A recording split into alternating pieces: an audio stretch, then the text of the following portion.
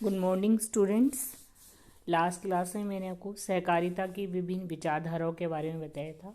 आज हम सहकारिता के प्रमुख लक्षण क्या होते हैं, उसकी क्या विशेषताएं हैं, ठीक है, फीचर्स ऑफ कोऑपरेशन, सहकारिता के विभिन्न कैरेक्टर्स का अध्ययन करेंगे कि सहकारिता क्या होती है। तो सहकारिता, जैसे मैंने आपको लास्ट क्लास में बताया था कि सहकारिता दो शब्दों से मिलकर बना है, सह प्लस कार, जिसका अर्थ है मिलजुल कर कार्य करना। लेकिन मिलजुल कर कार्य करने को ही हम सहकारिता नहीं कहते हैं। सहकारिता में मिलजुल कर कार्य करने के साथ समानता, स्वेच्छा और व्यक्तिगत हित के साथ सभी का हित आदि का समावेश होता है। वास्तव में अगर हम देखें तो सहकारिता आर्थिक संगठन का वह स्वरूप है जिसमें व्यक्ति जानबूझकर स्वेच्छा से अपने आर्थिक हितों में वृद्धि के लिए मिलजुल कर कार्य करते हैं। तो आर्थिक संगठन के, जैसे हम जानते हैं कि कई स्वरूप होते हैं, जिसके अंतर्गत हम अध्ययन भी करते आने से पार्टनरशिप है, कंपनी है, सोल प्रोप्राइटरशिप है, एकल उपकरण, साझेदारी कंपनी। इसके अलावा सहकारी जो व्यवसाय जो है हम सहकारिता के रूप में भी, जिसे हम सहकारी उपक्रम बोलते हैं, कोऑपरेटिव एंटरप्राइज के रूप में भी व्यवसाय का संचालन कर सकते हैं। तो सहकारी जो अर्थव्यवस्था कहें या सहकारी जो उपकरण है, उसको हम तभी सहकारी उपकरण कहेंगे, कोऑपरेटिव एंटरप्राइज या कोऑपरेटिव इकोनॉमी, जब उसमें निम्नलिखित विशेषताएं होगी। तो एक सहकारिता एक उपकरण है, ठीक है ना। सहकारिता एक उपकरण है जो ऐसी संस्था है जो धार्मिक व परोपकारी संस्थाओं से भिन्न होती है। यह पारस्परिक सहायता एवं आत्म सहायता, जो हमने पहले कंसेप्ट भी पढ़ी थी, के माध्यम से समान हितों की पूर्ति के लिए कार्य करते हैं। जैसे किसान है, अगर वो मिलजुल कर अपनी फसल को बेचना चाहते हैं तो वे सहकारी विपणन संस्था की स्थापना कर सकते हैं, ठीक है। Cooperative marketing. इसी तरह उपभोक्ता, उनको वस्तुएं जो है उचित मूल्य पर प्राप्त हो तो वो सहकारी उपभोक्ता का जो है वो संस्था स्थापित कर सकते हैं। तो यह जो मिलजुल कर कार्य करने के लिए होते हैं। यहाँ पर लाभ के स्थान पर सेवा को अधिक महत्व दिया जाता है और इसका संचालन सदस्यों द्वारा स्वयं की जोखिम पर किया जाता है, अपनी जोखिम पर, और लाभ हानि का विभाजन भी सदस्यों द्वारा आपस में किया जाता है। तो सहकारिता एक उपकरण है, ठीक है, जो कि समान आर्थिक हितों की पूर्ति के लिए जिसकी स्थापना की जाती है। ऐच्छिक संगठन होता है, वॉलंटरी ऑर्गेनाइजेशन होता है। सहकारी उपकरण एक ऐसी संगठन जिसमें व्यक्ति सदस्यों पर किसी प्रकार का कोई दबाव नहीं डाला जाता, स्वतंत्रता पूर्वक कोई भी व्यक्ति इसका सदस्य बन सकता है और त्याग सकता है। और व्यक्तियों का संघ है, जो सहकारी संगठन है व्यक्तियों का संघ है। इसमें व्यक्ति मनुष्यों पर कोई इंपॉर्टेंस दी जाती है। सहकारिता में व्यक्ति मानव की हैसियत से शामिल होता है। वह संस्था एक कंपनी में समान पूंजी एकत्रित करने वाली अवैतनिक संस्था नहीं होती, जैसे कंपनी में होती है कि वहां पर तो व्यक्ति जो होता है वो एक केवल शेयर होल्डर्स के उस पर होता है कि उसने वहां शेयर्स लिए। लेकिन यहाँ पर जो व्यक्ति है उसको मनुष्य की हैसियत से उसमें शामिल होता है। हालांकि सहकारी संघ के लिए पूंजी आवश्यक होती है, लेकिन इसे मनुष्य को पूंजी की तुलना में अधिक महत्व दिया जाता है। एक जनतांत्रिक प्रशासन होता है, इसमें डेमोक्रेटिक एडमिनिस्ट्रेशन, एक व्यक्ति एक वोट, ठीक है, लोकतांत्रिक प्रणाली के आधार पर आधारित है। चाहे उसने कितने भी उसके पास पूंजी हो, उसने कितने ही कोऑपरेटिव सोसाइटी जो है, कोऑपरेटिव उपकरण जो है, एंटरप्राइज के कितने ही उसने शेयर्स खरीद रखे हो, उसको एक वोट देने का अधिकार होता है। निर्णय लेने में भी सभी व्यक्तियों को समान अधिकार प्राप्त होते हैं और इसका जो प्रबंध है वो भी केंद्रित एवं समन्वित रूप से किया जाता है। डिसेंट्रलाइजेशन होता है, पावर का जो विभाजन है वो हर लेवल पे पावर जो होती है, शक्ति अधिकारों का विभाजन किया जाता है। न्याय पर आधारित है, बेस्ड ऑन जस्टिस है। प्रत्येक व्यक्ति को जो लाभ का बंटवारा होता है उसमें लगाई गई पूंजी के आधार पर ना करके उसके द्वारा की गई व्यवहार, ट्रांजेक्शन्स या बिजनेस के आधार पर किया जाता है। वो जितना अधिक लेन देन करेगा उसे उसी अनुपात में लाभ मिलेगा।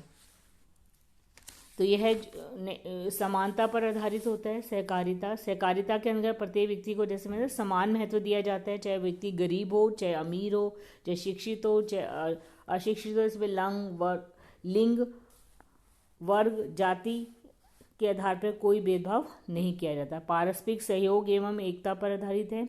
लोग मिलजुल कर अपने आर्थिक हितों की प्राप्ति के लिए कार्य करते हैं, सब एक के लिए और एक सब के लिए, ठीक है। Each for all and all for each, इस सहकारिता का मूल मंत्र होता है। सेवा भावना सहकारिता का जो मुख्य उद्देश्य होता है लाभ कमाना ना होकर पूरे समाज की अपने सदस्यों की सेवा करना होता है। जैसे उपभोक्ता सहकारी समिति है, उसमें सदस्यों को उचित कीमत पर शुद्ध वस्तुएं उपलब्ध कराई जाती है।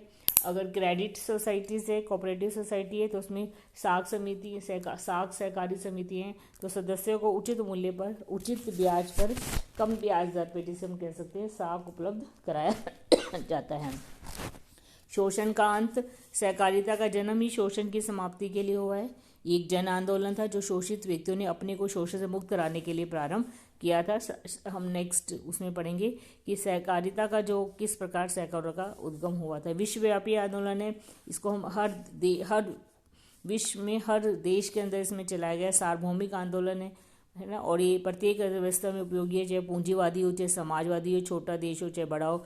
अर्थव्यवस्था के प्रत्येक क्षेत्र में कृषि, उद्योग, व्यापार, सेवाएं, इसमें इसका प्रभुत्व इसने जमा रखा है। तो समस्त क्रियाओं में सहकारिता का प्रयोग किया जाता है। सहकारिता के हिसाब से सहकारिता के माध्यम से समस्त आर्थिक क्रियाओं को पूरा किया जा सकता है। तो विश्वव्यापी आंदोलन है, इसको विश्व के समस्त देशों में चलाया गया।